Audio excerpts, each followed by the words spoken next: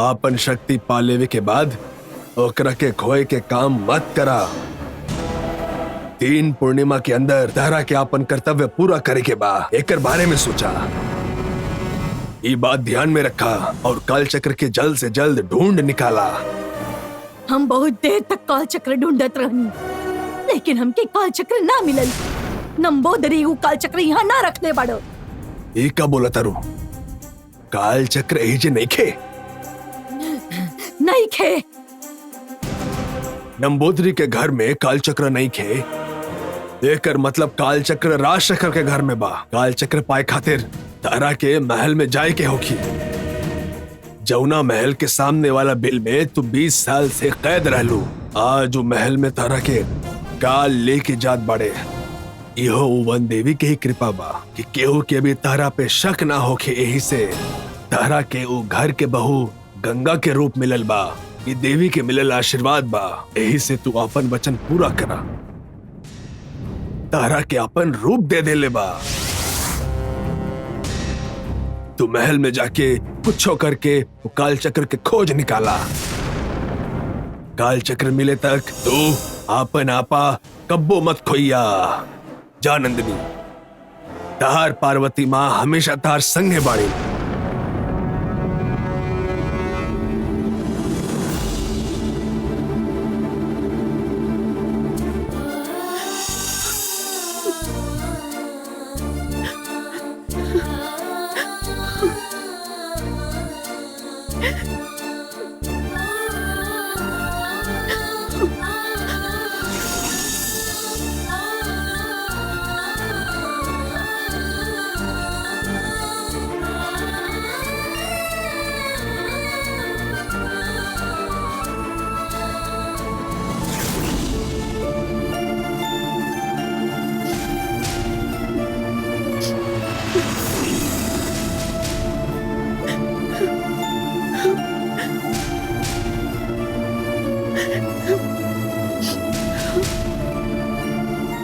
सीता,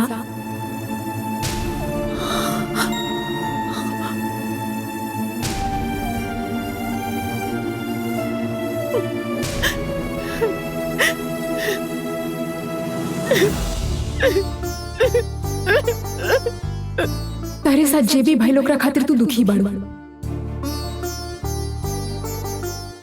हम तो हर दुख समझ सके नहीं, बाकी ई वजह से तू अरुण के बुरा मत समझिया। हम जाना तानी उनकर कोनो गलती नहीं खे, बाकी वो गुस्सा करेले, हमके नजरअंदाज करेले, एकर दुख हो खेला। देवसेना गायब हो गए रहले, एकरा खातिर वो तारा ऊपर गुस्सा भइल रहले। वो जे कुछ भी कहले उनकर बात के बुरा मत मनिया। गंगा घर छोड़ के चल गईली, यही से वो हम पे गुस्सा बढ़े, ही हम समझ सकेनी। बाकी हम गंगा के आवाज निकाल के देवसेना से बात करनी, ऐसा हम पे आरोप लगल है, ये बुरा लगता हमके। ई घर में हमके लाए वाली गंगा ई घर छोड़ के चल गई, एकर दुख हमार भला सोचे वाली गंगा के हमार वजह से जिंदगी बर्बाद भइल, एकर एहसास है हमके। उहे वजह से ई सारा दुख सह रहल बानी हम। हमारी हालत के बारे में ना सोच के हमरे ऊपर ही आरोप लगा देलस, एकरा में हमार का कसूर?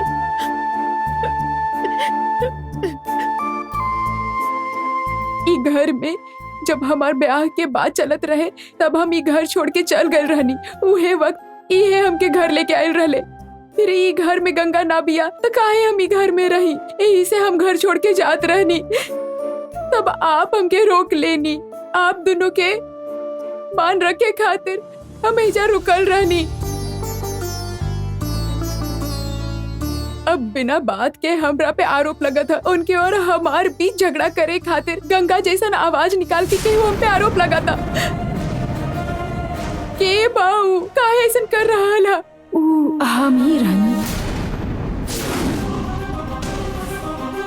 हम ही तहार शरीर में जाके तहार फोन से गंगा के आवाज में बात करत रहनी।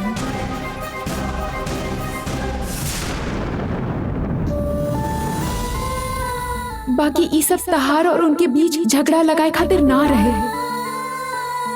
गंगा घर छोड़ के चल गई बिया, ई सुनने के बाद देवसेना बहुत ज्यादा दुखी हो गई रहली। ओकरा कैसे समझाई हमके समझ में ही ना आत रहे।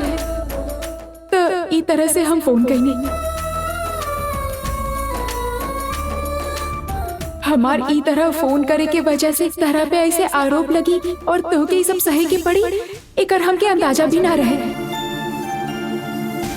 हमार बेटी खातिर तहरा तकलीफ सहे के पड़ल, हमके माफ कर द सीता। आप तो बस देवसेना के मन के तसल्ली देवे खातिर उ वक्त जे जरूरी रहल उहे कैले बनी। एकरा में आपके कौनो गलती ना है।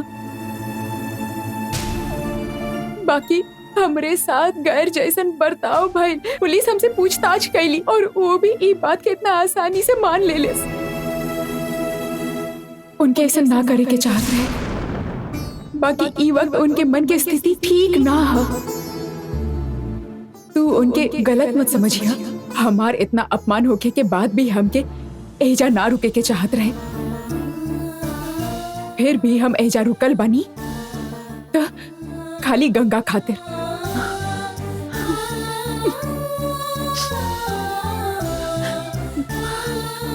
गंगा के हमरा पे जे एहसान है, वो एहसानन के बदले गंगा के आय तक ई घर के हमार जरूरत है। आप ही समझाइले रहने, खाली ई वजह से हम एजा रुकल बनी। गंगा वापस आई ई विश्वास पे तू रुकल बाड़ू, बाकी गंगा ना आई। अगर तोके सच्चाई के पता चल गई तो तू इहे वक्त घर छोड़ के चल जाई। फिर भी हम एजा रुकल बनी तो खाली गंगा खातिर।